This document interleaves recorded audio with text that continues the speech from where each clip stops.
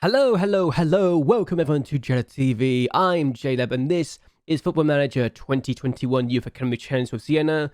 If you like this kind of video, be sure to like and share this video and to subscribe to the channel. It really does help me out a lot. We've got a youth intake preview right now and we have potentially a great goalkeeping prospect. Again, a defender who looks promising, at least one of them, so that's good. But there's also a golden generation, which for me is a bit concerning since, you know, golden generations doesn't always produce their best current ability. We don't have any defensive midfielders come through, thank God we don't use them.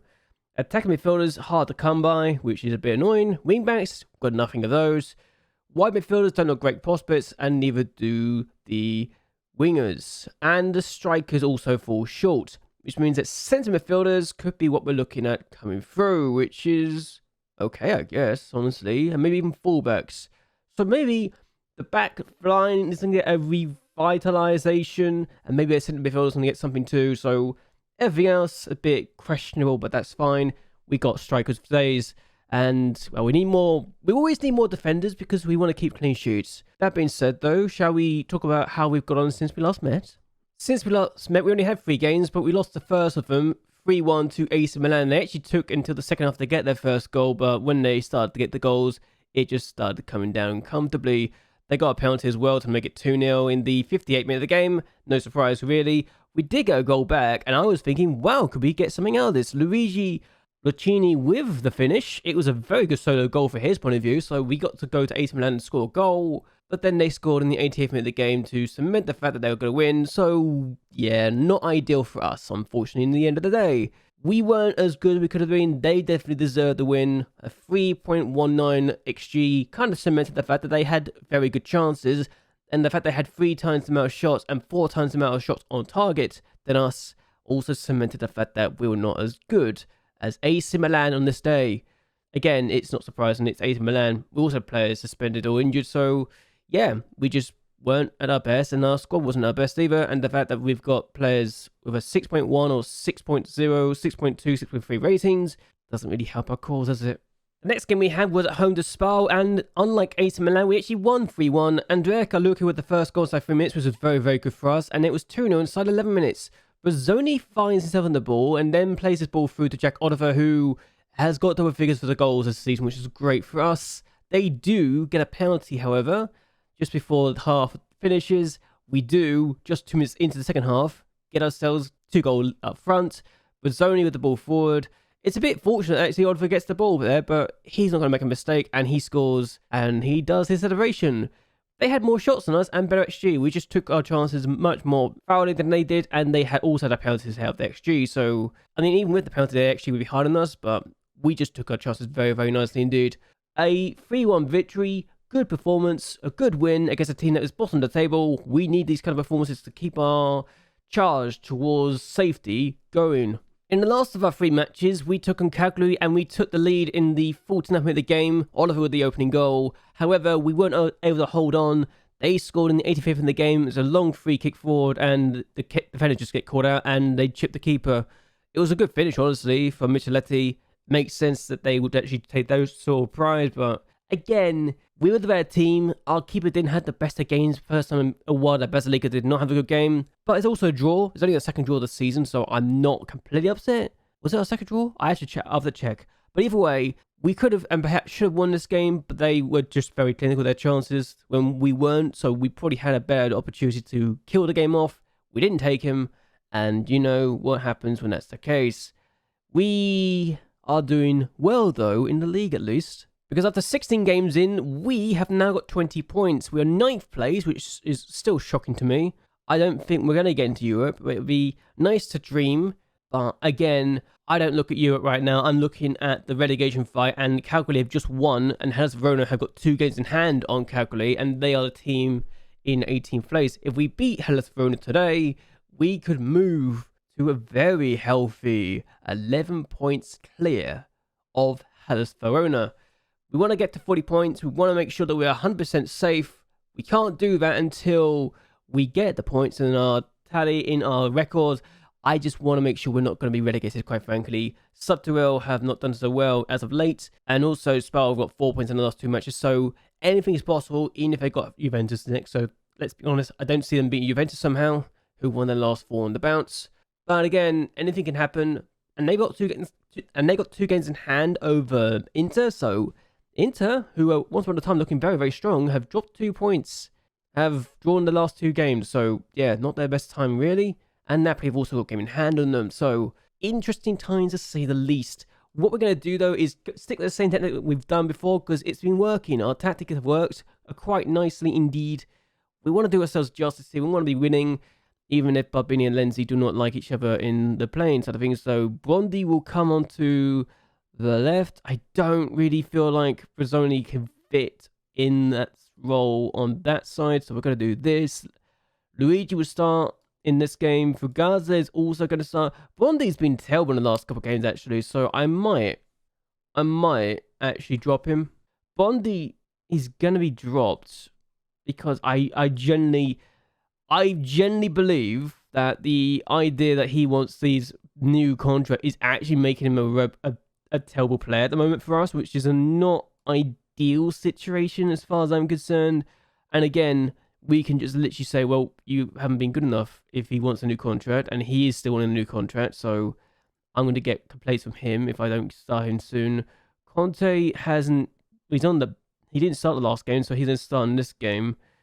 And yeah, this is why is it telly? How did I miss Conte? How did I miss the Conte in this? But yeah, Conte will start in this match as the deep line playmaker, and Bazzoni will start as the box-to-box midfielder. He's better in that role than Fantozzi is. And yeah, they want Bazzoni to start on the left. I don't want to use him as an inside forward because he's left-footed. He's not good in that role either. A lot of our midfielders have been a bit rubbish actually as of late, so maybe we need to just rotate the team a little bit and see where we can go from here. Pellegrino also, they want him to come in. Doesn't really make a difference, to be honest with you. But Alberti has been a bit questionable as of late, but he did get a 7.1, so maybe... No, he was also playing as a defender, so it makes sense. What we're going to do, though, is continue with this and see how we do. Bondi's been dropped because he's been rubbish, and we're going to see if we can get all 3 points against Hellas Verona's side, who are trying to avoid relegation and are in the relegation zone right now. I mean, this is probably one of those games we'll lose, honestly, but that's just how things go sometimes, isn't it? Yes, they've actually done reasonably well. They've got 5 points in the last 5 matches, but we've got a lot of points in the last 5 matches. I hadn't realised we've done that well.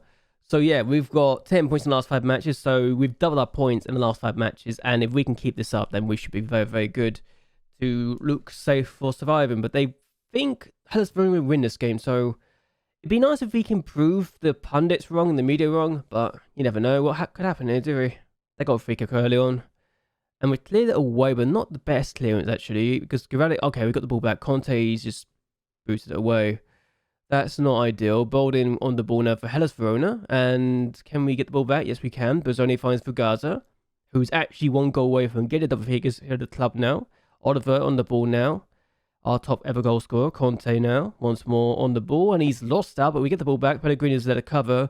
Bazzoni now on the ball. What can he do in this situation right here and now? Finds Fugaza. Goes for goal. And Fugaza gets his 3rd of the season. And that is his 10th goal for us overall now. He is the 20th player to have scored double figures for us in a Siena shirt. In my reign of terror, he is the 20th player to have scored 10 goals in a Siena shirt. He got 7 last year. He's got 3 this year. It's very good stuff. 1-0. To think, at the beginning of the season, I was thinking that we could be struggling. I do think we can still struggle, honestly, but the fact we are currently looking like we could be 9th place as we go into the winter break is still surprising to me, but they got a chance to get a goal from this, and you should expect them to do something decent. Oh, that's annoying. That is very annoying. The keeper's made a save, defenders don't pick it up, and that frustrates me more than I like to admit. We already had 3 bookings as well. What the hell are we doing with our tackles? But yeah, they get the opportunity. It's a very frustrating situation to be in. But the keeper's made a save. It's just unfortunate that 1, defenders don't pick up the fact that there's someone there, and 2, we just don't deal with it, really, as we look at the bookings as well. They got a throw. There's a reason why we don't have clean sheets, and that's one of those reasons. We'll get the ball and block it. So Hamon now on the ball. Goncalves.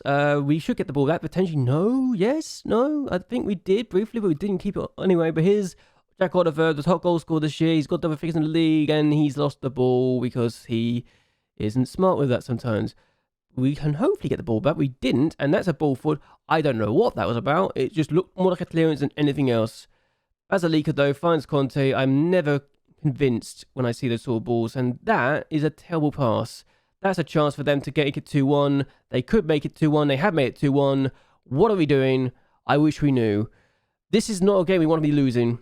We do not want to lose in this game, especially to a team that is currently in the relegation zone and could drag us towards the relegation zone again. Terrible pass from us. Conte just made a mistake with the pass, and it's the long ball forward. It's over the defense. The defense is completely cut apart, and when we can see that goal, it's not good at all. Oh my days. How is Barbini now booked? We got so many bookings already. Good lord. They got a free kick. Come on, we'll take this. And it's almost 3-1. We need to wait the hell up. We really do. Got to break the team here. Conte with a throw. He's got a decent throw in him. And the keeper trying to get to this first. He did. I don't know why the defender tried to get there first apparently too. But there we go. Bianchini with the ball forward. That's not the best ball forward. We don't take advantage of that. That is frustrating. And can we do more of this? Not like that. What are they doing? What are they doing? The keeper bails them out, but defensively, they are switched off. I wish I knew why. That is so stupid of them. What are they trying to prove? They're idiots? Because they're doing it right now. I can't believe we've done this badly. Also, we've got 5 yellow cards. That doesn't help. But I can't believe some of the defending we've done in this game. It is ridiculous. It's absolutely livid. It's just infuriating because I know this team is a lot better than what they've shown. And Conte, for all his talent, is deciding to turn into a Serie B player or even a Liga Pro player at the moment. The mistakes we're making are just unacceptable, and I just can't think of why we're doing so badly all of a sudden, because the team's a lot better than what they're showing. They really are. Fugaza's got the goal.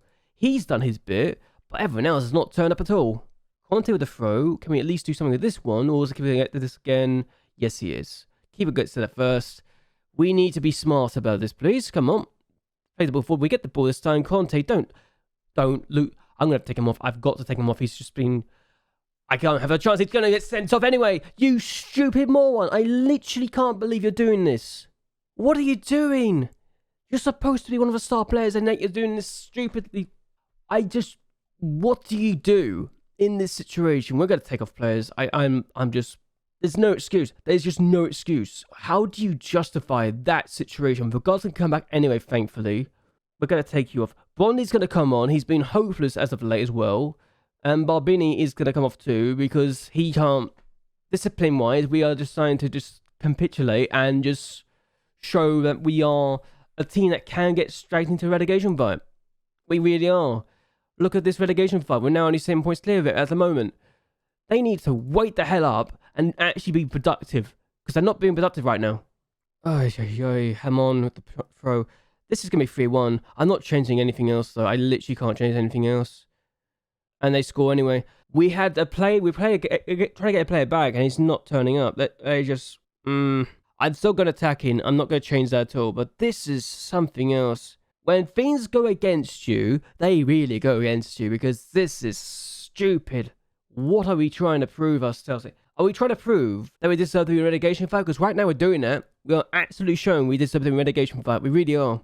For a side that has done better and better, they're not showing it right now. Serbia, we need to change the long throw. I think the long throw is to keep us figured out how to deal with it, and it's not working now. And when they're playing the ball forward like this, Manu, it's 1 versus 4 right now. We've got the defensive presence. Brazzoni gets the ball back. And now can we do something to make it 3-2 at least? Oliver can get past to, unless he's going to go for goal himself. No, he's going to find Bondi, who does score. Okay, Bondi's actually turned up for once. That's great. That's his 45th league goal for us now, and 46 overall. I literally can keep a tally of that, so that's why I know that sort of tally. But again, at least they can do the runs and turn up here, but you got to say, where was this earlier? Why could we not turn up earlier? I dropped him because he's been bad, and his wage demands. But we need to be doing better than this. Come on, surely turn up. So we lose 3-2. It's a very bad game as far as I'm concerned. Losing to a team we can't afford to be losing to. I'm not happy. I'm not going to say we praise. I can't praise a single one of them. They don't deserve the praise. He is we'll be dealing with that. He'll be dealing with that.